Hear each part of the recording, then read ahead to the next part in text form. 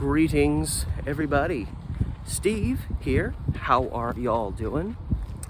It is March 22nd, 2021. So you know what that means. Another day, another, ooh, I like that. Another story. But before we get to that, because it's an interesting one. It's not the kind of story somebody probably personally wants to experience. It might force one to pause for a moment and examine themselves and wonder if all is what it seems around them. But before we get to that, remember to like, share, subscribe, hit up my Patreon if you want to help me out there. The link's in the description below, as well as a link to my Facebook page and Instagram pages closely related to the content I'm producing here, as well as my other channel, Steve the Amateur Historian. And about to cut through a park, so I hear a lot of mania. I was gonna cut through that fence and through that park, but there's a school there, and honestly, right now, with the way they changed the restrictions, I don't know if school's in session right now, so I figured might as well not walk through a school if potentially there's actually stuff going on. Anyway, it's always a new road to travel when the one you want to go down is blockaded. All that said, let's get to today's video.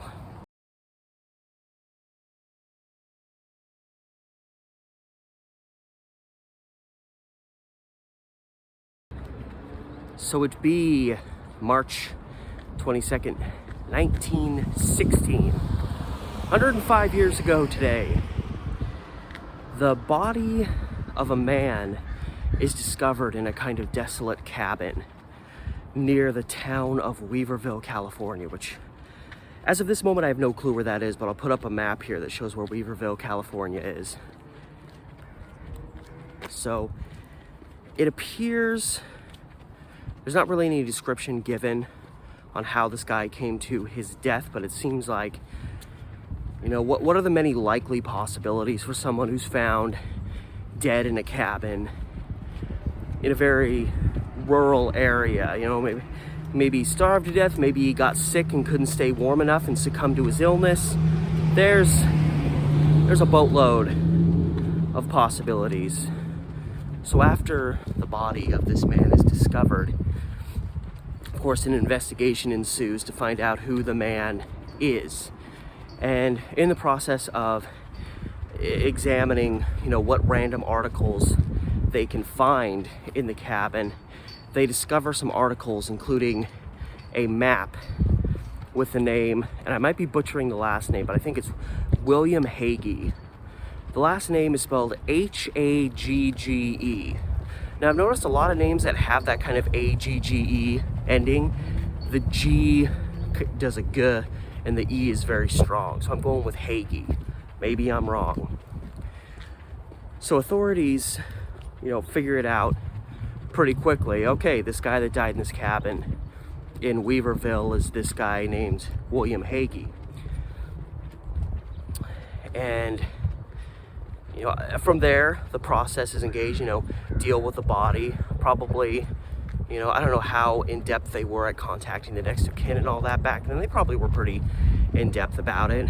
But a guy who was a former Oregonian named William Hagee, under whatever circumstances, perished in this cabin out in the middle of nowhere, California. Now, somebody who was maybe a little wiser than others learned of this story, saw it reported in a local newspaper, and cut the clipping out and sent it to a friend of his down in Marshfield, Oregon. Who was that friend that he sent the clipping to? Well, whoever the guy was, he must have gone about 5 shades of pale when he got this clipping in the mail, opened it up, read its contents, to ultimately discover who had supposedly died recently. Because the individual in Marshfield that had this clipping sent to him was William Hagee. He was still alive, living in Marshfield, just, you know, having no clue that any of this was going on. It's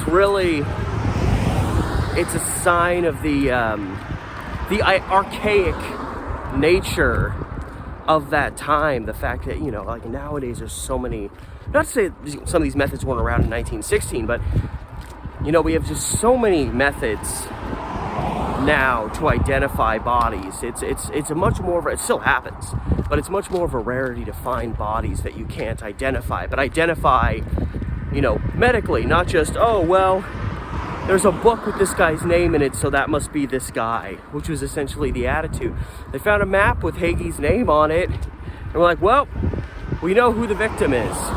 And it seems like for the time being, the investigation just ended there. But of course, when Hagee learns of this, and I assume contacts the authorities or the paper, somebody obviously contacted the newspapers because they caught wind of the story. Obviously, the investigation is underway again, and maybe the authorities would use methods a little more than just, hey, here's a map with this guy's name on it, so it must be this guy.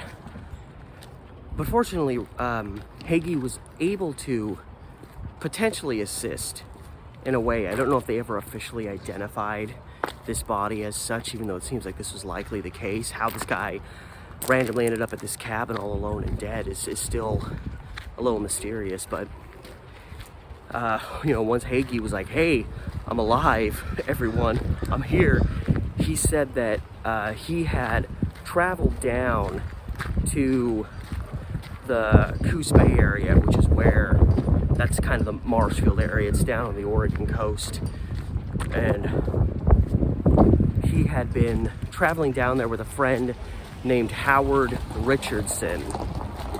And he said that, you know, once they got to the Coos Bay, Marshfield area, they went their separate ways, and his friend Richardson traveled south, which means he would have been going in the direction of California. And he also said that when he left, Richardson, took a map that Hagee had given him. So it was Hagee's map originally. So that would explain why a map was found in this cabin with this body with Hagee's name on it. So it seems pretty likely that this guy found in the cabin was Hagee's friend Howard Richardson. I kind of did a little extra searching, but didn't really find any follow-up articles on it. So it does, for the time being, loom a little bit in mystery, but it seems likely. But, whew, imagine just tending to your own affairs. You're waking up, you're going out, you're cutting some firewood, you're having nice breakfast, all-American breakfast that you cooked over your wood stove. I don't know what the circumstances were of this Hagee guy. I'm just thinking of like an early 1900s day in the life. Then you go out and work on the farm or whatever you do. And, you know, another daily task you engage in is you go out and you check your mail.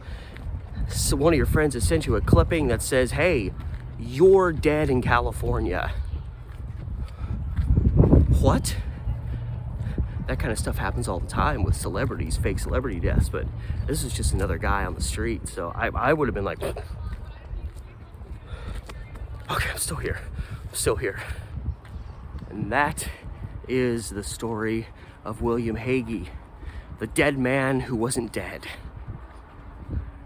So hope you enjoyed. You know, I love finding these random little stories and bringing them to you. So I hope you enjoy them as much as I enjoy making them. And it gives me something to do while I'm out doing my daily walks. So all that said, remember, as always, I'm trying to make this channel grow.